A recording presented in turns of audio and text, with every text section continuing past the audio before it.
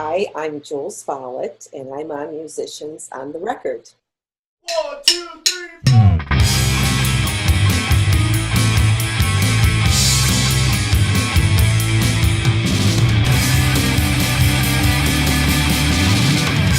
This is huge, Musicians on the Record. Bring it on. Hi, welcome to Musicians on the Record. I'm David Ward. This is the show where we get the musician's story, and we also talk to artists from the world of music. Today on the show, we've got author and photographer of the classic drumming book, Sticks and Skins, and the executive director of the Sessions.org. Jules Follett is on the show. Welcome, Jules. Welcome. Thank you, and glad to be here. Absolutely. Glad you took the time and are doing this. We really appreciate it. You know, I'm going down the list of the drummers in this book that you did, and these are the best drummers of all time, Jules. Louie Bellson, Steve Gadd, Jim Keltner, Hal Blaine, Ringo and Charlie, Ginger Baker, just to name a few. What inspired you to do this book in the first place? Well, for many years, my husband and I were doing entertainment photography. So we would go to shows and we would be in the photo pit, and you always kind of know when you get that money shot if the artist looks at you or does a jump or something, memorable. And so we would get the first three songs, which is, typically what happens there. And I would say to him, I bet you can't get a photo of that drummer in the back. I'm going to get a better photo than you're going to get. So it was a little game we played with each other. And we were doing about 300 shows a year. And we were working with Chuck Berry at one point, and Liberty was working with Chuck. He was the drummer on that gig. And we were talking to Lib backstage, and I said, I've got all these drummers, pictures of these drummers from so many shows. I don't know who they are. Of course, I know what band they're with. But he said, maybe someday I'll do a coffee table book. And he said, it's never been done, which was music to my ears. I mean, I really suspected that there would be hundreds and hundreds of books like that out there. Wow. And again, I'm not a musician, so I had a very different idea about the music business. And so he said, never been done. And I said, well, if I did it, would you help me? And he said, absolutely. Mm. So a couple months later, we went to NAMM, and he walked me around, and he walked up to people, like Danny Sywell and Danny Seraphin and, Simon Phillips and, all these A-list guys. And, I didn't know who they were. Liberty just said, she's going to give us a voice. Give her your card. Hmm. And of course, Liberty has such credibility that no one said no. Everybody wanted to be on it. Liberty was part of it. Yeah. And for those who don't know, this is Liberty DeVito, the drummer for Billy Joel. Right. Exactly. Yeah. So there was over 100 that I had at that first NAMM show. And so I started the ball rolling with that. And in the true spirit of drummers and the camaraderie that they have with each other, they would say, well, do you have so-and-so? My buddy, do you have? And I'd say, no, sheepishly. And they'd say, well, hold on a minute, and they'd give me information, their email information. One funny part of it was I had about 400 drummers, and I really knew I needed Jim Keltner in the book. So, that was a must. Yeah. And so I finally got a hold of Jim Keltner, and he started asking me that question: do you have so and so? Do you have John Densmore? Do you have Mick Fleetwood? Do you have?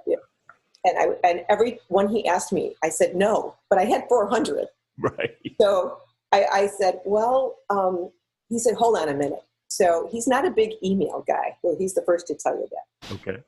So he gave me people's phone numbers. And I said, well, now, can I tell them that he said, absolutely. Wow. So I'll never forget, I picked up, and the first one I called was John Densmore. Mm. And everybody I called did not pick up. I left a message. So Densmore called me back, and he said, I don't know what this is about, but if Jim Keltner says I should do it, I'm in. And that was 27 drummers because Jim Keltner gave me those people. Wow. And to this day, I'm forever grateful. He's just a very, very kind person and become a good friend. Oh, that's incredible. Fantastic. Thank you, Jim Keltner. So yeah. So then 53 cities, 2.5 years later, the book had 514 drummers in it. And at one point, it was kind of funny because at NAMM, there's another NAMM, a marketing company came to me and they said, we want to talk to you about marketing your book and PR, you know. I said, great. So I showed them, you know, some of the things that I had, some of the pull sheets, and I said, well, you know, I got 400, you know, and when they said, oh no, you're going to have to cut way back, way back. You need 200 at the most. And I said, well, can't really do that because I promised these people, and they've signed releases that they're going to be in the book. Yeah. And they said, well, the book's going to be too big, too heavy. It's not going to be able to be, you know, put into stores to be shelved. It's going to be too expensive to ship. I mean, they had all these negatives about it. So I said, you know, let me sleep on it and get back to you in the morning. So we had another meeting in the morning, and I said, you know what? If I don't sell one book, it's okay. What's not okay is that I have to go back to, again, the book is not just all about A-list, because the magazines do a beautiful job covering that. And I certainly I wanted to show the camaraderie. I wanted to show, you know, Eddie Dodori's Traps, you know, kid that, you know, has got Down syndrome. I wanted to show Ray Levere, the burn victim that drums, and Dan Castro, that, you know, that really, that's what the story is about. And the way that they take care of each other, they trust each other, and they share with each other. And yeah, it was really, that's what it was all about. That's what the book was for. Fantastic. So I got to 514, and I had permission to shoot Ringo from Elizabeth, this lovely publicist that's become a good friend. And Kathy Rich, I had, the beginning of the book is Lissa Wales photos. So there was a Buddy Rich shot that I knew I needed a release from Kathy Rich, and I needed Ringo's release. So I knew I couldn't do the book without Buddy Rich and Ringo. So 514 now, okay? So I was sitting in I was at my hairdresser, and I was sitting in the chair, and I'm telling him, I'm like, I don't know what to do. I've been praying about this, and I don't know. I really need these two and whatever. And kind of almost crying, you know, like, what am I going to do? You know? So all of a sudden my phone rings, and I had this wonderful attorney, Alan Arrow from New York, who was like Led Zeppelin's attorney back, you know, in the day. And like everybody I talked to lawyer-wise knew who Alan Arrow was. But he was about 87 years old when he did the book with me. Amazing. So he called me and he said, well, guess what? He said he just signed the release and we're good to go with Ringo. Awesome. And I said, but you know, I need Kathy Rich to sign, you know. And on a stack of Bibles, 10 minutes later, he called me. He goes, I don't know how, your prayers are working. He goes, Kathy just signed off. That's fantastic. Wow. Yeah. So then I knew that it was like God's will that the book was done. Yeah. There was some energy behind it, right? It, So, and did you actually go and photograph these artists, these drummers then? Yes. Wow. Sometimes it was, Joey Kramer was in the Aerosmith studio. A lot of them were at people's homes, their home studios, performances, tons of performance shots. You know, it was the easiest way to go to a festival. And Summerfest in Milwaukee is the world's largest music festival. And the 2 years I did that and got a lot of people there. So that was probably the easiest way to. And, you know, you didn't take time, you know, with the traffic in LA, you know, and, but, you know, went up to Woodstock, to Jack DeJohnette's, and just all kinds of places, and, you know, New Orleans. I mean, that's awesome. You know, you can walk into any club any night and get Johnny B, you know, and all the best drummers, you know, Zigaboo, and you know, it's really great. Yeah, that's incredible. What a community, certainly, and thank you for doing that, and for sticking to your guns as well. It sounds like that you knew that was the right thing to do. Yes, in my heart, I knew it was the right thing to do, and that's the way God wanted it to be. So He made it too easy for me. No missed flights, no missed photo shoots. Right. I mean, Wow. everybody pretty much showed up when they were supposed to and were prepared, and it was just, It's incredible. somebody like Jonathan Moffat, came with like 4 different outfit changes. I loved it. Yeah. For those who don't know, Jonathan Moffat was the drummer for Michael Jackson and so many others. Incredible drummer, right? Amazing. Yeah. Can you say a little bit tell us a couple of stories, maybe Charlie Watts and, did you have any beware of Mr. Baker moments with Ginger? You know what? The way I got those photos and the opportunity to meet them and photograph them was through Johnny D at Zildjian. He and Craig and Debbie, and they hired me to do one of their events in England and to do the whole event. But in turn, they gave me permission to ask the artists if they would be willing to do that, and both of them were fine with it. Okay. I was actually on the bus a little bit going from the hotel to like dinners and stuff like that with Ginger, and I would sit right next to him, and he was actually very polite and nice. So I don't know, it was nice.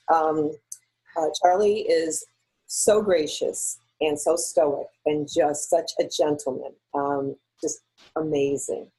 It's awesome. One of probably my favorites is Uriel Jones from the Funk Brothers, Yes. And he hadn't been down in the snake pit for years and years and years. And when he walked down there, he got really emotional. And he just said, Jules, the walls are just singing to me. Wow.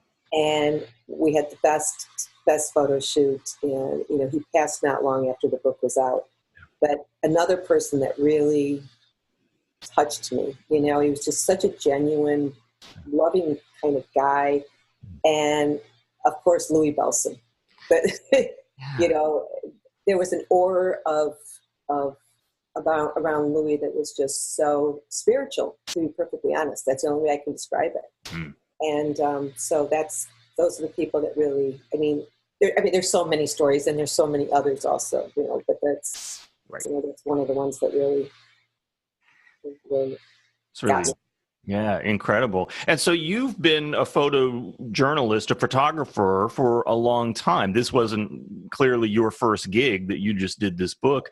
Can you say a little bit about your story, Jules, of how you came to do that? Yeah, my husband and I started Photos by Follett's. My husband had a family business and for many, many years, and he wanted to do something that was a little bit different.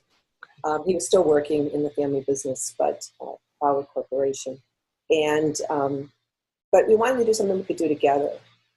So back in the 80s, I had met a guy and many friends that were on the Happy Together tour. And, I got to know the guys from the Buckinghams and the Turtles. And my friend Larry Nelson was with the Grassroots, and he introduced me to my friend Dusty and his wife Melissa, and just, the list went on and on, Gary Puckett. And so we had kept in touch with a lot of those people.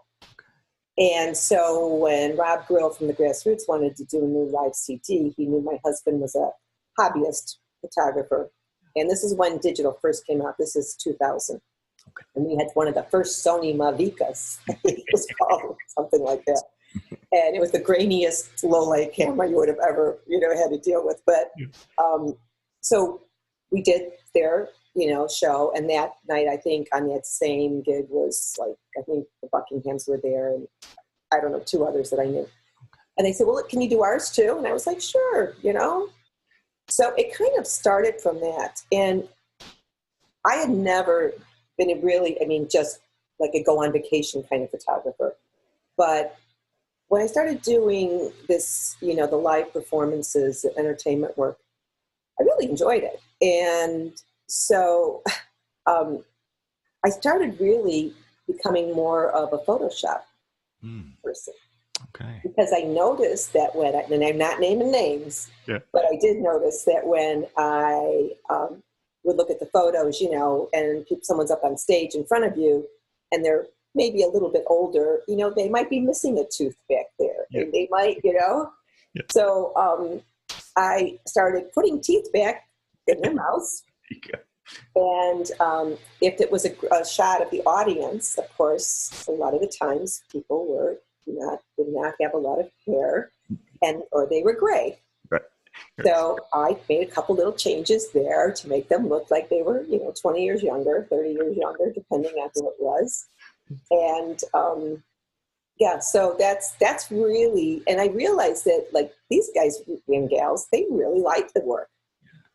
So that's how we kind of got our claim to fame was just about the Photoshop digital work. That's fantastic. And thank God for Photoshop, right? So it's... Yeah, for me too. Trust me, everything I put out there is Photoshopped of myself. That's great. So how then, Jules, did the book Sticks and Skins evolve into the sessions.org? How did that happen? Me not being a musician myself, I was under the assumption, which was so totally wrong, that if you're a musician, a sideman, that if you were on a Grammy record, you were like a bazillionaire. Right. Like that's what I thought. Sure. And I started going to some people's houses that had been on Grammy records and were older, people, and they were not living like they had $1 bazillion. In fact, I was, very surprised at how, they weren't living the kind of lifestyle I thought they'd be living. Yeah. And I heard things like, oh man, I made a bad decision. I should have not done this. Or I shouldn't have signed this contract or whatever. I just didn't know any better. Yeah. And I heard that a lot. Mm. So it really bothered me. So I started talking to people that had helped me with the book. Dominic Famulero's number one, and I said to him, can we change this? Is there a way to maybe make a difference? And so we started talking about it. And he said, yeah. He said, what if we, he kind of put the idea in, and we started talking about, the idea of going to universities and teaching the business part of the music business. Because the universities do a fantastic job of, teaching performance and all those other skills that musicians need. But when it really comes down to contractual law, the entertainment law part of the business, sometimes how to really market yourself properly, and just making decisions about your career, motivating yourself, social media. It really wasn't out there as much as I thought it would be. So we really wanted to complement what the universities already do. And then what we do is we have the core panel, which is Don Famulero, global drumming ambassador, Paul Quinn, entertainment lawyer, Christine Ullman, 24 years vocalist, Saturday Night Live, Liberty DeVito, you mentioned 30 years with Billy Joel, Rick Drum, Traction Business Consulting, he's been the CEO of many, Dario and Remo, Rick DeYoung, who's a composer, but also artist relations and education management for KHS, Carlos Guzman, who's been in production with Stevie Wonder and Diana Ross, and now the tour manager for Barry Gibb, and Bob Reinhardt, who's the music professor at Capital University. So that's our core team, and then we bring guest artists in to talk to the students, which I think also adds a lot of a professor can talk to a student and give them advice, but it's really only coming from one person. So if you have 5 people sitting up there, or 6 people, you're getting different perspectives. And you're really learning from people that are out there doing it. You want to be a touring musician, somebody like Liberty DeVito is going to tell you the real deal. So that's really how it evolved. And now we've even taken it a next step further with the artist series. Mm. And our artist series is not just drummers. It's everybody. I mean, we've got the Nathan East and the Llewellyn Sklar and Mickey Dolenz and Bill Medley. And we just did Chick Corea. And we have over 80 interviews done now. And we're actually heading back to LA to do some more next week. Fantastic. Yeah, it's really incredible. And I have to say, I've sat in a couple of sessions panels over at the NAMM show, and they're just really just well done and just informative of the practical world related to the music business. And when you're listening, like you said, to Daryl Jones from the Rolling Stones and Kenny Aronoff and Greg Bissonette, these guys are living it, right? So it's amazing advice. It's wonderful work. Yeah. Thank you. Yeah. So I'm wondering, since you have, and I've seen so many of the interviews with Dom, he does a fantastic job, obviously, with the sessions. You've opened that up to more than just drummers. I'm wondering, you've got the classic book with Sticks and Skins. Any other thoughts or plans to do other musical coffee table books on guitarist or bassist or anything like that? I've been asked. We have quite the roster right now of bass players. We really, truly do. And I find there's a lot of similarities between the drummers and the bass players. Yes. We've also got, keyboardists and vocalists and, just a gamut. And we've got industry people, people that are management people, PR people. And one of the message there is that not everybody can be a touring rock star. Right. But there are opportunities to stay in this business, in publishing and in photography, right. Entertainment photography, and still be involved with the music business. Right. But as far as, I don't know, God, God always plants a seed.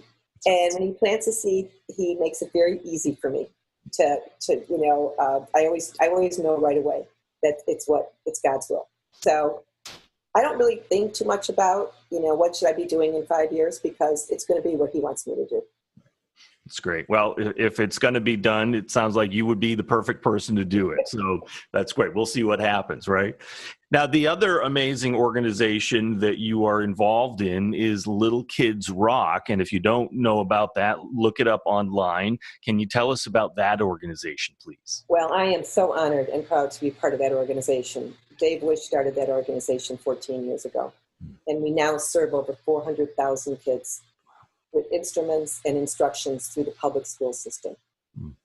Those kids would never, ever be able to have that opportunity if it wasn't for Little Kids Rock and the donations from the public to make that happen. I am currently the chairperson for the great state of Florida. Yes. And I serve on the national board also.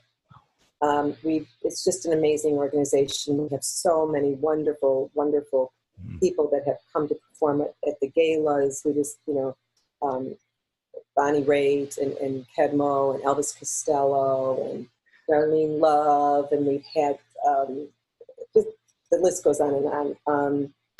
Graham Nash, Steve Miller. So and look it up online. And there's great videos of those performances also. But it's just a wonderful organization, so well run. Dave has such a passion. He's just the most wonderful person. He was a school teacher, and he was having problems, he wanted to get more things for the kids. Yeah. And it was just difficult with the funding. And so he started this on its own, and it's a very, very, very exciting opportunity for me. Oh, it's amazing. You really are teaching the world to play music, aren't you? For someone you said who is not a musician, you're providing musical instruments for little kids. You're teaching people how to take care of themselves in the business of music. This is amazing work you're doing in the world, Jules. Well, yeah, I don't even sing in church, to be perfectly honest with you. I don't think God wants me to sing. I'm real good at lip syncing. You know what I mean? Yeah. I'm pretty good. Right. Have you ever picked up a drum? You did a whole book on drummers. Have you ever sat behind a kit? You know how many times people have said to me, come on, I'll teach you. And I mean, really good people. I was like, thank you very much. No, I've never had that gift. Yep. I don't have that gift. Everybody's got different gifts. Exactly. And that is not one of mine. And I can so appreciate people that do. And that's what makes me enjoy being around it. I have a passion for it because of the people involved and the instrument itself, but it's not something I would ever pick up. Good. So then musical wise, then, who do you listen to? Who do you love as far as music? My favorite artist is Zucchero, from Italy. Yeah. Oh. I love Zucchero. Tell me about Zucchero. He did do CD for Starbucks, actually it was, but it had Sheryl Crow in it and B.B. King and all these great duets. Okay. And so he does sing in English. I've never seen him in person, but I'm going to. It's one of my bucket list things. It's probably going to be, as soon as he goes back out on tour, I'm going to go see him. What other people? I love country music. I love old R&B. Yeah. Teddy Pendergrass is probably one of my top ones, Yep. And, Charles Collins was a drummer on so many of those records. And I'm really good friends with his wife, Jean, and Charles. Wow. So I get to hear all the great stories. Sure. And every time, I hear something from Motown and Uriel's drumming, it just I used to love Motown, but now I really love Motown because I really love Uriel and what he did. Yeah, that's really amazing stuff. That's great. Are there any artists, musicians who you haven't been able to photograph yet that you really would like to, that's still here or even past? Well, I'll tell you, the only one that really, I was really, really sad that did not get in the book was Mitch Mitchell. Mm. Yeah. Because I was in San Francisco and Chris Layton was on the same gig and Chris was in the book. But I think they were doing the Jimi Hendrix Experience tour or something, I think it was called. And Mitch wasn't feeling well. And so Chris said, I'm sorry. He said, Mitch told me to say, sorry. And I was going, actually, they were going back to London. And I was going to London for the London Drum Show that next week. And I said, you know what? No problem. I said, why don't I just wait and I'll do it when I get to London. And unfortunately, he passed away that next day. So that was really a very, very sad thing. Yeah. We'll go through and include him. Absolutely. Yeah. But we certainly remember him and all of his great drumming, right? So it's amazing. And lastly then, Jewel, for someone who, you've done some incredible work just so far. There's more to come, obviously, with the sessions.org, Little Kids Rock, and Sticks and Skins. What advice would you give? Because, it's not only just being a musician. Someone can be a photographer like you in the music business. What advice would you give somebody who either wants to do that or from all of what you've learned from working with these incredible organizations? Oh, well, for me personally, of course, it's let God lead your steps. And that's number one. And I would just say to be kind to people, respect people. Learn to love the diversity in people. And I don't just mean, races and genders, and I mean just the diversity in how we communicate with each other. I probably, just because of, the sheer numbers that are in the book, 500, I used to laugh and say, well, my Christmas card list just grew by 500 this year, I would have never known that many people in my lifetime, ever. And to be so blessed to not only have them in a book, that's one thing, but to really, really, have them as friends and be able to come and listen to them and appreciate what they do is really the icing on the cake. Well, that sounds like not only great music advice, but great life advice. Jules Follett, thank you so much for being on Musicians on the Record today. David, I really enjoyed it. Thank you so much.